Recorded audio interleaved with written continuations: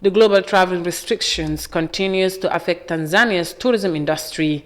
The think tanker art center that welcomes thousands of tourists in Tanzania is facing setbacks due to the impact of the global pandemic. The Tanzanian government has plans of elevating the earnings of the tourism sector. Tinga Tinga is a unique painting style created by the Tanzanian artist Edward Saidi Tinga Tinga 50 years ago. The famed dot motif style has inspired a generation of artists who depend on selling artwork to tourists as a means to feed their families. But global travel restrictions due to COVID-19 have cut their business by 90%. This market in 2019 was once visited by thousands of tourists each year, but now it is empty.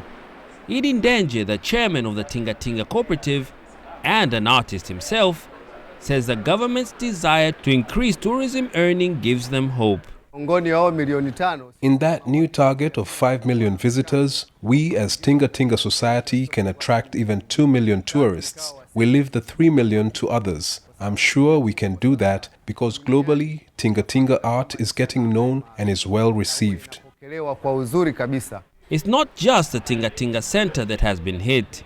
The Tanzania Tourism Board says just 800,000 tourists visited last year, a 47% plunge from 2019.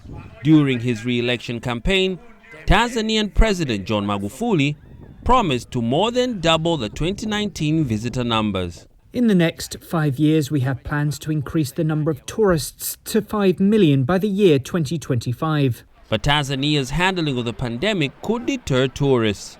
The government has not released COVID-19 data since May, so there's no clear understanding of how widespread the virus has become, especially now as new, more transmissible variants take hold. There is also no clear vaccination strategy, but earlier this month, the health minister said the country has no plans in place to accept COVID-19 vaccines and encourage citizens to take precautions like washing hands, but also to use herbal blends to boost immunity. That plan could hinder liftoff in the sector, which accounts for 17% of Tanzania's GDP and employs about 4 million Tanzanians. Those in the industry are taking matters into their own hands. Jamila Kawawa, a travel agent, says her company has reduced their service charge and are working on offers to entice travelers. But she says government support is key. If the government works hard to promote all these places, we will hit that target and possibly even exceed that number. According to the Bank of Tanzania, Tanzania's tourism earnings dropped to $1 billion in 2020, something that Idi, Jamila, and other small tourism players can attest to.